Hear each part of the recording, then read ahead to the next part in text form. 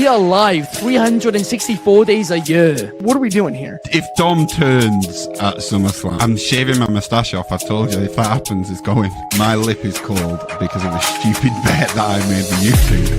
Oh, good. Wrestle's better than Daniel Bryan Daniels. Better than Okada.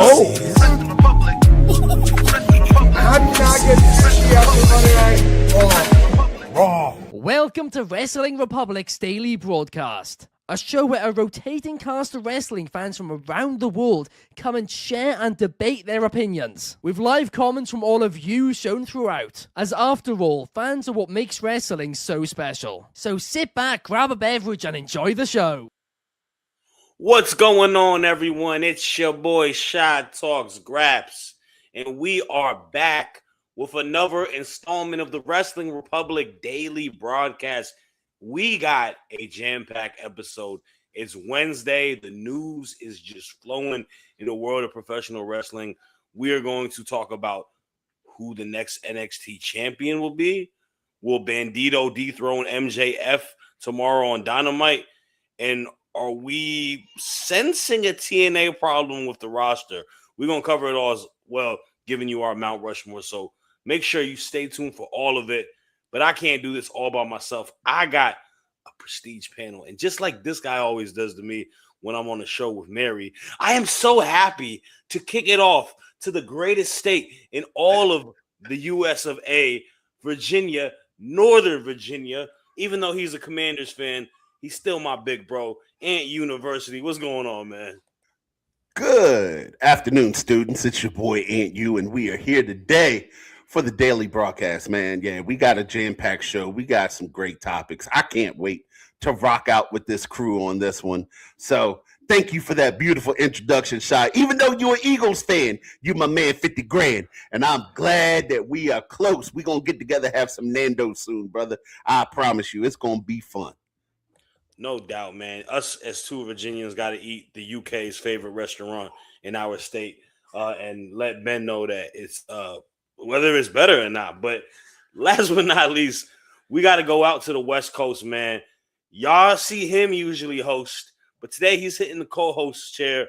Clark Taylor, how's it going, bro? I'm stoked to be here, man. It's basically a off-the-air takeover these last couple days. I had me, Ant U, and Drizzy last night. It's me, you, and Ant U today. It's basically the off-the-air crew every day. And the other thing that I find interesting is that the UK's food scene is ugly when their favorite place is a South African restaurant. Apparently, their most famous dish is an Indian dish, also chicken tikka masala, which don't understand that at all. Also, chicken tikka masala, if you are a South Asian food connoisseur, Indian food connoisseur, that is like literally the most basic thing that you can have all of it. Try something. It's like getting different. chicken fingers and fries, pretty much, in America, right? It's like going to a restaurant and getting chicken fingers and fries. Yeah, but it's all good, man. We do got some of our regulars in the comments right now. Also, we got a person I ain't seen in a while, man. Anthony Manzano, man. How are you doing, bro? Saying hi. Of course, Fernando Zayas. Happy hump day to the WR crew. Same to you, bro. We are almost done with the week. We got the homie numero one Superfly saying hello. And man, let's stay on the topic because you mentioned off the air. We got to talk about NXT because obviously last week we had Obafemi give the most epic send-off to NXT. He is vacating the title. Last night, they announced that there will be a ladder match to crown a NXT champion that will take his place. The NXT men's roster is in a pickle, in my opinion, because the roster doesn't feel as heavy hitting because we just lost Javon, we just lost Oba, and we just lost Trick Williams. But they do seem to have some people in line that they like. Obviously, the champ before Oba was Ricky Saints. We got a couple new guys coming in from Evolve, and we got some veterans that are also in the place, people like Miles Bourne and whatnot. So we got to ask ourselves and raise the question, who will be the next NXT champion? And I want to kick it off to you first and foremost, Clark, since you are the host of NXT Off the Air. After watching last night and also just watching NXT weekly, every week, of the calendar year. Who do you think will be the NXT champion? You know, it's really funny because we talked about this last night a lot. We didn't name a name yet or anything like that, but it's interesting. Jordan Grace is obviously a huge loss for the women's division in NXT, but they really gutted the men's division. We almost could have rephrased this question as who's left because that's kind of where we're at. As far as I'm concerned, my pick, the next NXT or WWE NXT champion is going to be Tony D'Angelo because that's who's left. That's who's left. There's a few other names out there, but Tony D'Angelo, yes, he has the attack to end the show last night. He's sort of been a silent Tony D upon this return. He's hanging out by himself. The beard is bigger. He doesn't have a family anymore. But at the end of the day, I do think he is our next NXT men's champion. He's the best choice. He's the most logical choice. He's also arguably the most tenured, at least as far as NXT time is concerned.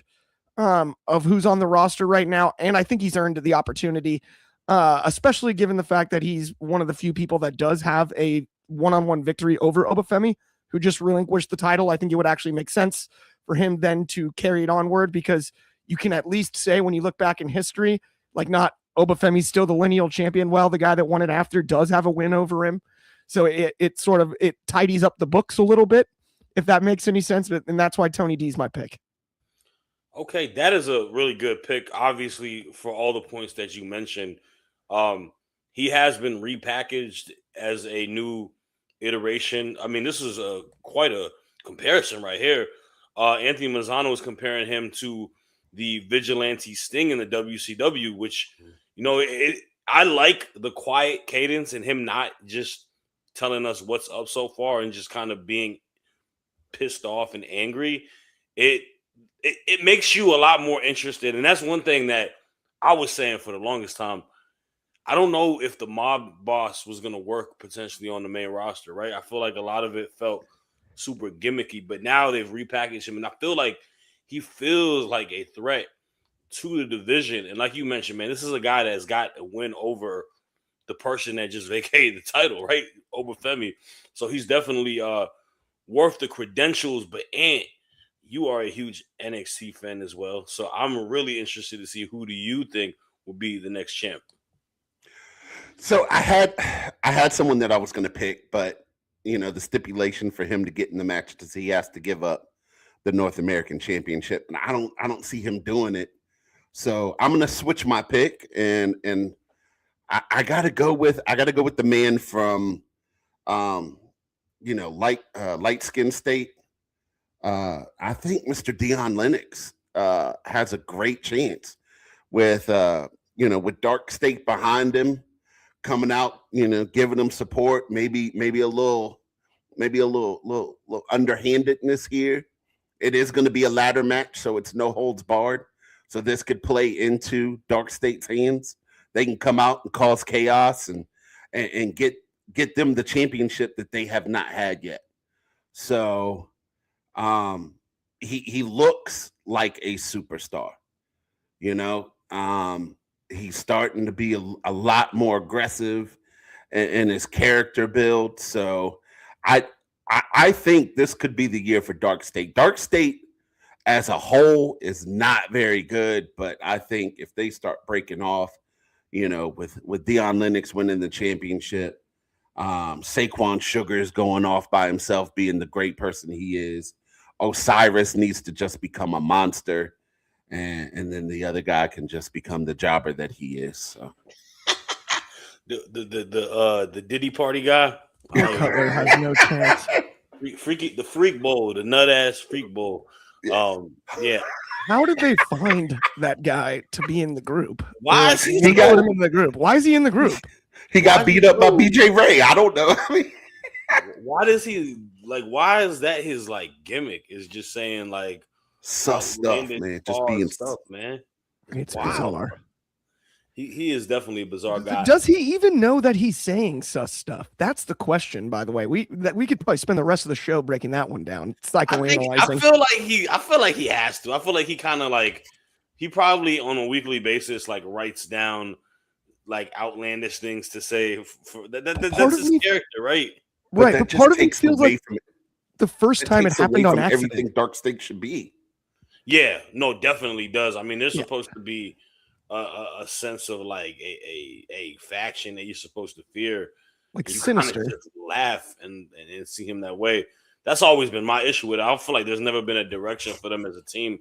But I mean, honestly, though, I will say to that point, I think Deion Lennox is someone that could benefit off of it. I agree with you on the standpoint that he does look like a superstar.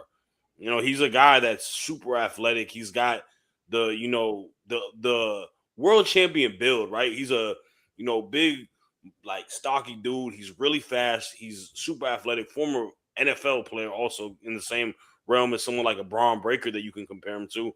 But he just hasn't really gotten a character more than anything. Yeah.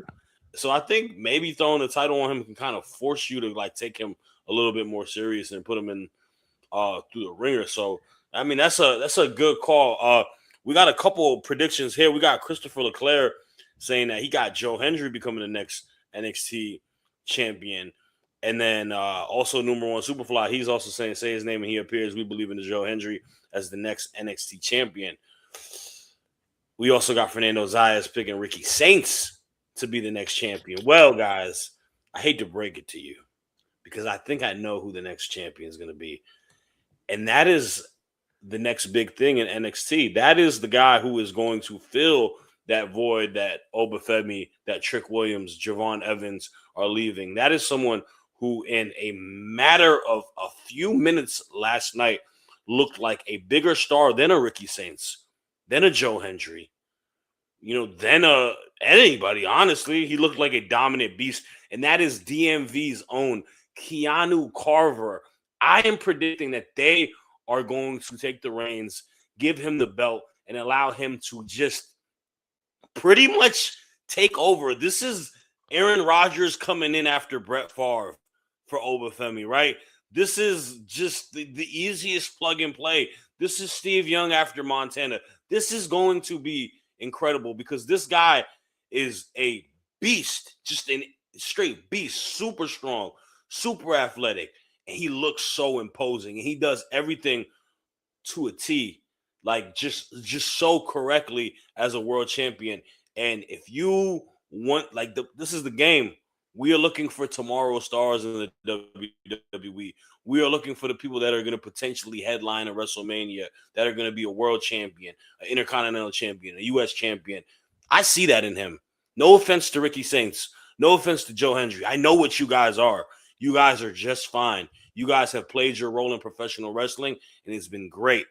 I don't want to see y'all as world champions. I want to see him as a world champion because I see the potential in him, and I want to see him reach it. And I feel like he's someone that can really help out the show immensely out the gate. I love that pick, Shad. And it's really interesting because obviously mine was Tony D, who's been there forever. And I do think, we've been doing Off the Air forever now. And overall that time, I think it's kind of hit or miss on the people that come into NXT and already feel like a huge deal, as opposed to sort of having to work their way up. You see a little bit of both, right? Like, for example, I thought Blake Monroe was actually a bit of a miss at first. It felt too much like a previous. Can I be honest with you? Yeah. I think she's still a miss right now. Yeah, I think so too. I think that's kind of where we're at. And then Ricky Saints is sort of in the middle, as much as I've been critical of him, is sort of in the middle himself. Keanu Carver already feels like a huge deal, and he doesn't feel. This is the other thing, and I think it might have been. Let's use Blake as the specific example. Might have been the problem from the outset. Keanu Carver feels like he fits the NXT aesthetic really well right now. He fits the division really well. When Blake came in, it was like, wait a minute, I'm not sure. I don't know if she's immediately standing in the ring surrounded by the whole division. There was an awkwardness there, right? Like trying to sort of make herself holier than thou or bigger than the show itself, like almost as if she wasn't taking it as seriously as she could. Whereas Keanu Carver's there to put his stamp on NXT. And I think that was the difference. You saw that in the promo last night with how well received he was. You honestly that's it. That's literally it. We have to just appreciate it for what it is. They don't fit NXT. Mm-hmm. They're not NXT, and that's nothing against them as talent. I don't care what they've done in AEW. There is a synergy and a vision in NXT that makes NXT. This version of it is different. It's cool. It's hip. You know what I'm saying? It's the young folk. It's these people that are big, strong athletes. And you look at it, like to that point, Javon, Trick, Oba, in regards to Blake Monroe, Jada Parker. Who never had a Hollywood ending against Tony Storm, but was immensely a bigger star to the crowd last night in NXT. I said this last night, Aunt, you can attest, you were there for that. They didn't want to see what happened if they let Jada and Blake go back and forth on the microphone, because she would have gotten steamrolled by Jada Parker. She would have been exposed. It would have been the most embarrassing. If you thought the Thea Hale botch was embarrassing, if her and Jada went back and forth on the mic and that wasn't an immediate skirmish into the corner like it was, she'd only get one word in edgewise. Jada, if they'd have let her go MJF, CM Punk in AEW 18 minutes on the microphone, Jada would have absolutely walked her around the ring and wiped the canvas with her face.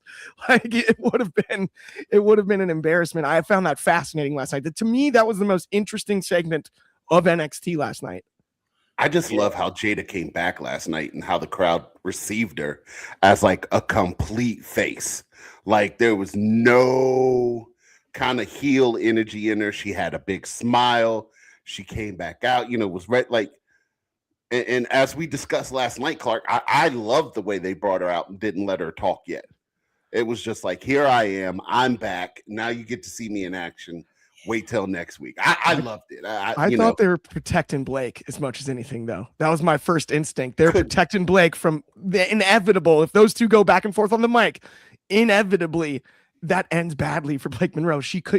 There's no way she can hang on the microphone with Jada Parker. And Jada also does something incredible, is the fact that she, like to what Ant just said, she soaks in the moment. You let the fans give you that moment, and you let that be the moment first and foremost, rather than rushing to your promo or whatever. She is literally like, she's been missed so much in that division, and she's such a natural, and it shows. And I'm not, like I say this, this is no disrespect to Blake Monroe, the artist formerly known as Mariah May. Y'all know I've spoken highly regards to her. I think she's a top level wrestler, and I think she's a top level heel. I don't think she fits NXT as a talent at all. I think she would probably fit the main roster a little bit better than NXT. She's just not, like, I don't want to call her not cool, but like she don't feel cool compared to the other people. You know what I'm saying? It's not like a skill level problem. It's like square peg round hole. It just like it doesn't fit, right? It's like playing two power forwards on a basketball team, right? Like it just doesn't really make sense. You need someone to stretch the floor, right? Like she doesn't fit the lineup, if that makes any sense.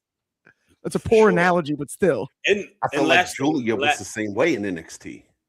See, I feel like Julia has that problem a little bit right now on the main roster, but that part of that's the booking. It's pretty much the same thing, honestly. It's Julia. I don't think she did that great in NXT, and I think Julia is better set where, like, it's. Oh my goodness, man! It's like Clark said. It's the square, the peg in the square hole, round hole, right? Yeah, right. It's one of those things where it's like situations matter, and y'all are like, we all sports fans, bro. Like, like there's people that just don't fit a locker room or like a system or whatnot, man. Like to me. Like I think, and I said it earlier today when we were talking about it, and like they nerf a lot of what they do, and it's not anything against WWE. Like that's just how they do. But like Julia is a Joshi. She's all about high level wrestling, the presentation, and Mariah May is the same thing too, because Mariah May came from Stardom, and her bread and butter is being physical and being violent, but being a pretty girl doing that. And they don't let her do that. They let her be some I Love Jeannie, I Love Lucy, sitcom character from like the 70s. And it's cheesy. It's literally cheesy. Her promo style is cheesy. I'm sorry. I think she's amazing, but I think she's being used incorrectly. And I think she's just in a situation that I don't know if she signed up. She realized what she signed up for. But I digress. People are going to call me a hater. Go ahead, call me a hater. I swear I'm not a sicko. My bad. Speaking of the sickos, Let's talk about tomorrow because we got a big time match. We talk about arguably the biggest star in AEW, Maxwell It's Jacob tonight. Friedman, right? It's tonight. Oh, that's tonight. My bad. I'm tripping. I thought it was Tonight. Tuesday. It's all good. Tonight. I keep forgetting what day it is too. Tonight is Dynamite. Light up the fuse. We got Bandito, we got MJF, and Clark. You as a resident sicko, I want to know, man. Wrestler of the year to a lot of people. Bandito, former tag champ, current Ring of Honor champ. Do you think he has a fighter's chance to dethrone MJF tonight? So this is a little bit frustrating to me because I could see why you would be upset about the way that this was booked. Because look, they booked this match right after MJF wins the title. It's going to happen. Bandito's the first challenger. And then they cut a promo segment about all of the other people that are gunning for MJF's title. Well, I'm going to be able to set that aside because I'm a huge fan of AEW. I'm a huge fan of Bandito and MJF. I will enjoy the match. There is no chance in the world that Bandito is winning tonight against MJF. It's just not going to happen, not this early. They tried to build towards 4 other major rivalries essentially for MJF, and we're going to get to those early in this calendar year. I have no doubt about that in my mind. So unfortunately, while it will be a great match, and I think Bandito will push MJF to the brink, MJF will retain the title tonight. I agree with you. And I hate that I agree with you because I think if it was any other competitor and if it wasn't this early into the title defense, I could see it happening. If this was Moxley deep into his reign, I could see it possibly happening. I don't see it happening, though, unfortunately. I mean, No. and do you, quickly, though, do you see any chance of it? Like, what's your percentage on it? No, I mean, this is definitely going to be 4.5, maybe 4 3/4 star match because Bandito is just that good, and MJF is great in the ring. And like last year when they wrestled, they had such a great match and such great chemistry. So this is going to be a standard match for MJF after winning the title. This is going to be okay. MJF is starting to take those steps up to be really, really good before he loses it. When he does drop the title. But yeah, no. Bandito is going to come out and look really good. There's going to be some false finishes, but yeah, MJF walks out with the title. Yeah, man. I do expect this to be potential like early match of the year contender. Max is so underrated as a worker. It's crazy to say because he's so good of a character. But Mary, what are you talking about?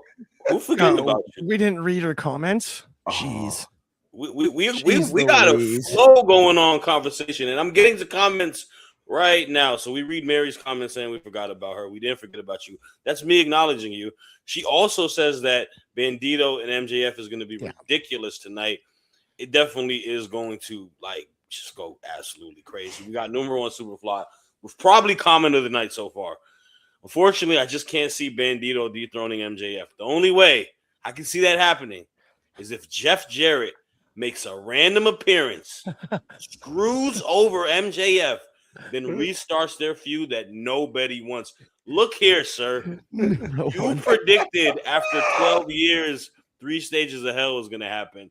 I kind of feel like people are listening to you. So now, when Jeff Jarrett returns tonight, there is only one person to blame, and that is number 1.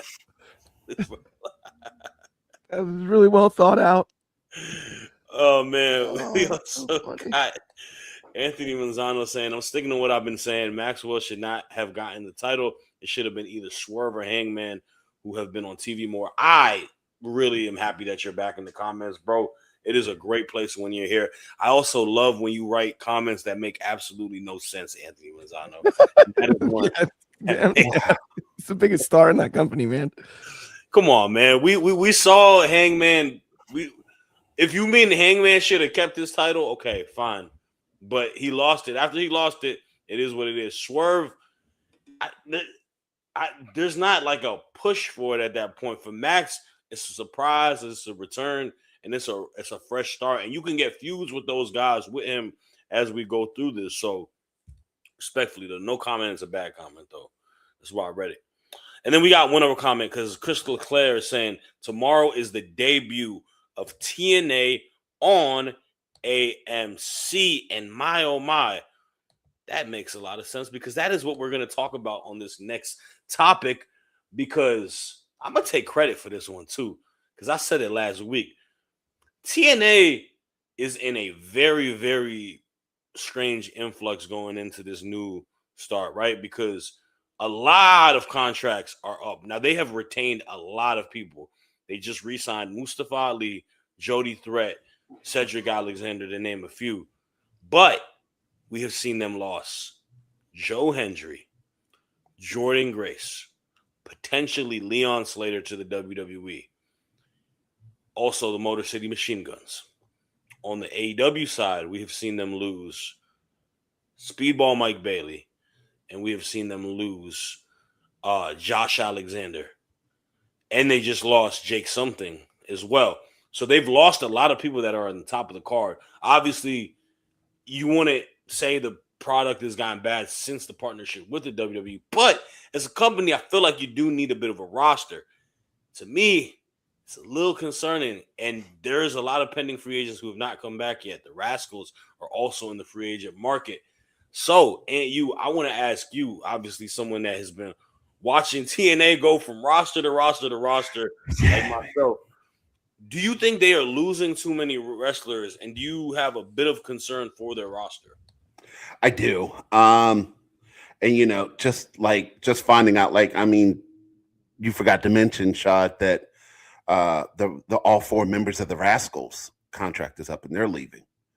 So there's way too many people that are leaving out of TNA here. And I mean the TNA X Division match that it was supposed to be between Leon Slater and Myron Reed, they canceled that. So that's not advertised anymore. So it's a scary time in TNA right now, especially because you just got this big money TV deal. And if you don't have wrestlers to put out on the product, what are you going to do, man? Like, is TNA just going to become another show for NXT to put more people? Are we going to see more evolved people coming up on TNA?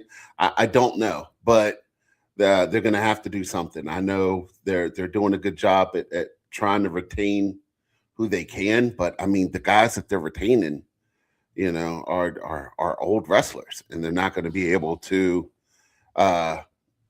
compete at a high level for much longer. So, I mean, inevitably, Leon Slater is going to be leaving the company and moving on. So, TNA has a problem, and I don't know how they fix it. Myron and Dez were not even signed. So, you got that. So, man, they're between a rock and a hard place. I think that's why you got AJ Styles going to be on the show tomorrow. Mustafa Ali is not a spring chicken. Right? I think he's going to fly. He was like calling Mustafa as old as just insane. I don't even know how old he is. We got Ignacio saying TNA is, I didn't mean to show that, it's a feeder system for WWE.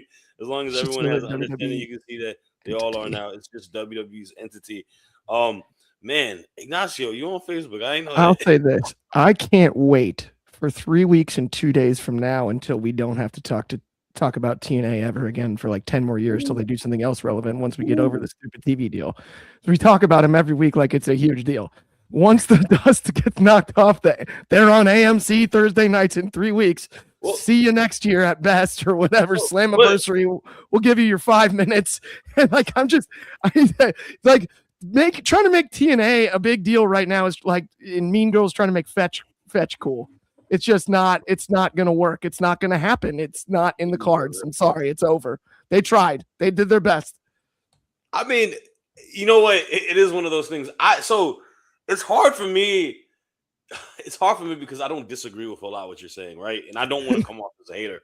I don't think TNA is bad by any means. I think they have a very solid product. They have their own, like NXT, it's their own feel to it, right? The only issue is and you said it is a bit of an age thing, bro. It's a little bit of an age thing. Elias, the Hardys, Nick Nemeth. You know what I'm saying? Like Ali might not be old, but those guys are old. He's moves. 39. Ali is 39 year old years high old. flyers are old. That is actually a valid point. Who has been wrestling for 15 years, who has tear on his body, and that's respectfully. Ali's still high quality. I'm not saying he needs to retire or nothing, but you're not wrong. I did see they re-signed the hometown man, though, so they will have a guy for the home crowds. Whatever that is, whatever that guy is. That's the dumbest thing ever. I don't like him so and PCO. I just don't care for it all. The Rascals, though, that is I was gonna bring that up in a second too. So I'm glad that you kind of brought it into the fold too, and that's a big loss if they lose them. Respectfully, those guys are a like TNA staple to this new wave of TNA. When they lost them initially to NXT, you know, when MSK went over there, that was a big loss for them at that point because they built so much, you know, merit to them, and then they left, and then Trey Miguel had to kind of re-establish himself by himself. Losing Trey Miguel is an underrated loss. I don't care what anybody says. Like, that's someone like Josh Alexander. After his team left him, he really built himself up during them hard days for TNA to kind of crawl back up. And now he's going. Wentz and Wesley and Myron Reed. Myron Reed is young. He's like in his 20s. And also, Myron, like I mentioned, Myron Reed's lovely wife, Killer Kelly. The Knockouts division is thin. Yeah. You're losing her as well. Like, I think you need to find a way to sign them. But if they do hit the free agency, Anthony Khan, call them up, brother. Yes. We need a trios division. Yes. I feel like the Rascals just want to be indie darlings. That's what they love doing. I don't think they want to be on a true promotion. They want to be able to go where they want to go. Yeah. And like they're not young indie guys anymore. They're going to command, like they see what Glory, GCW. Yeah, I mean they see what green hair was in NXT. Shotzi. Yeah, Shotzi Blackheart's doing. They see what Gigi Dolan's doing, and it makes sense right now. Cardona, all of that, man. So, well, not Cardona's in the WWE, but actually Cardona as well. Not Zack Ryder. God, this is horrible. Americano versus Hometown Man at WrestleMania 42. Don't put that out there. Made me laugh so hard. And so once again, Clark's the only one with sense. Boy, if you don't run down the hills on your Kate Bush stuff to wherever you are in that picture, leave me alone. I will shadow ban you on Facebook, brother. Don't talk crazy to me. I'm just hosting. I'll take the compliment. Acknowledge it. Iggy. Yeah, man. The only time we cared about Iggy was when Max Kellerman wanted Iguodala to take the last shot, man. Nobody cared about Iguodala. That's the funniest thing ever. That's one of the best clips of all time. It's so funny. Never gets old. Let's get back into this because this is the most fun part about Wednesdays. We are going to do our Mount Rushmores, and we're going back to Tuesday night, and we're going to the current roster, okay? So this means none of the people that got called up, obviously. So Jordan Grace is out of it. Trick is out of it. Obafemi's out of it. Javon is out of it. These are people that are currently on the NXT roster. So today, we are giving you the Mount Rushmore of current NXT superstars. I will kick it off, and you know who is the number one pick. Y'all know who the best wrestler on the entire company is, the best character in the entire company is. I am taking Miss Tatum Paxley. Great pick. Great pick. And you are next. Who are you picking? Oh man. Yeah, I got my Mount Rushmore. I got to start with who came back last night and who got the biggest pop of the night, Mrs. Jada Parker. Oh, that's a great pick. Jada Parker, great pick. Clark, who is your first pick? Out of the gates, I'm going with Kalani Jordan, staying in the women's division, an absolute legend. And she did the best thing that we saw in TNA all over the last year, basically, by showing up there. She did him a favor, so we'll we'll take Kalani first. Is it my pick again though? Yes, Clark. Let's stay in the women's division. You are back with your next pick. Sorry, by the way, I didn't mean to cut you off there mid-camera cut, but let's stay in the women's division. Give me Lola Vice on this one for sure. Lola Vice and Kalani, great match last night. Two great picks. I'm a good match last night, bro. So that good. That back fist was vicious. Nasty. Yeah. Oh yeah. Kalani sold it so good too. Granted, violent. She may have just actually got knocked out, but no doubt. Okay, so we're going with Lola Vice, and you are back on the clock.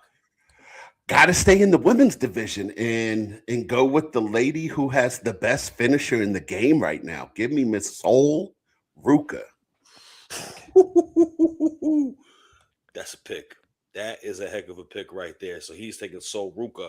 With my second pick, I am staying in the women's division as well. Give me the NXT Women's Champion, JC Jane. Man, that's a great pick. That is a great pick. And you know what? Let's stick with the NXT Women's Division because that is the bread and butter of this entire company.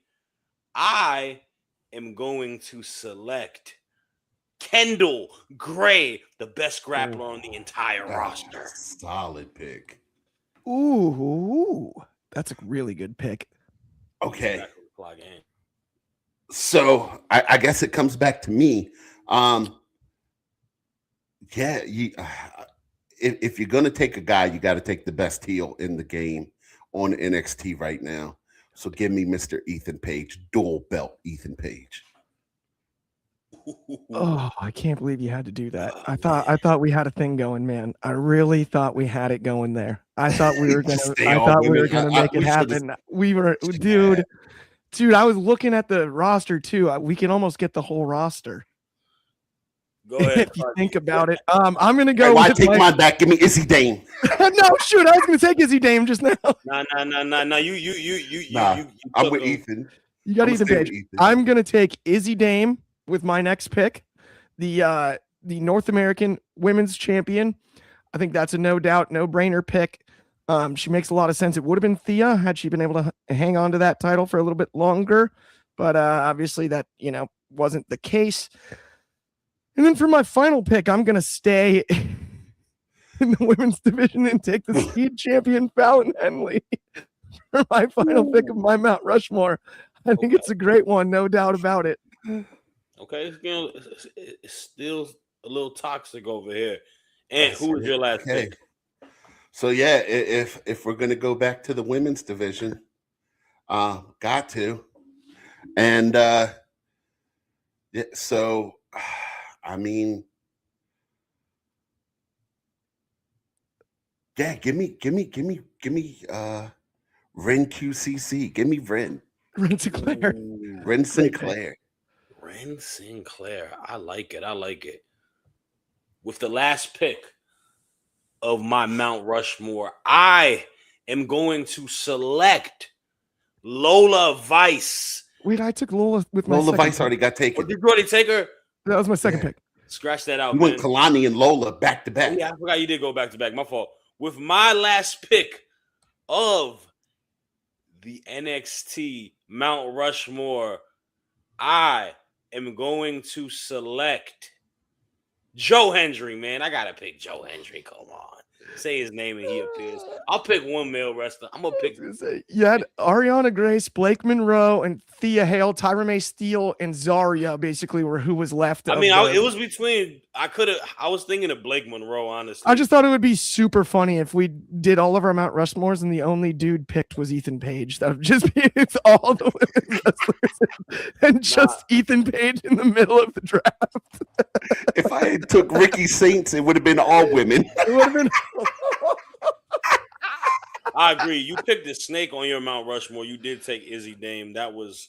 Yeah, I did. It's all good. As long as Tatum was the first pick, we got a dream intergender match: Chemical X and Killer Kelly versus the Rascals. That would go hard. That would definitely go hard. I wouldn't mind seeing that. DCX got a men's. No, he got a Mount Rushmore. Sorry, I read somebody else put a men's Mount Rushmore, but he got Tatum, Eli Knight, Keanu Carver, and Laney Reed. That is a very good roster. Chris LeClaire picking Jada Parker, Fallon Henley, JC Jane, and Tatum Paxley. So obviously Tatum Paxley is quite a popular person on these Mount Rushmores. And then you did something that made Mary laugh. So that was earlier. That was earlier. I think that was when I went in on NXT and I said I can't wait to not have to talk to him for 10 years in 3 weeks. Oh, from TNA. He said TNA, if Ben was said, playing, he would take Elio LaFleur, no relations to Matt. So we'll see. You know, we got Packers head coaches, got, you know, brothers and cousins in the. It's cool to see, man. I like seeing former athletes being able to, but it's cool to see coaches being able to have their family members in NXT as well. So salute. I'm surprised nobody put Dion Lewis, the running back for the Patriots. That one kills me. Well, and also, by the way, you have Lennox Lewis too. So the fact that it's Dion Lennox, you also have Lennox Lewis. Like, it's so easy to mess up. I've called him the running back for the Patriots 900 times, and I know his name. We've made it a budding joke at this point. I fully know his name. That's why I said it, because I was told about it last night. I was given the heads up. Like, I know what his name is. Oh my gosh. Oh man. Well, that does have all the time for us today, man. Thank y'all in the comments for making this a live show. We'll see you guys same time tomorrow. Clark, do you want to do the timing spiel? Oh, of course. That's going to be at noon Pacific, 3 o'clock over on the East Coast, 8 o'clock in the UK, and 9 a.m. for my good friends in Hawaii. Boom. Hey, man, all that. We'll be reviewing Dynamite tomorrow, so definitely tune in, and we will catch y'all. Pup. Whatever. Alley,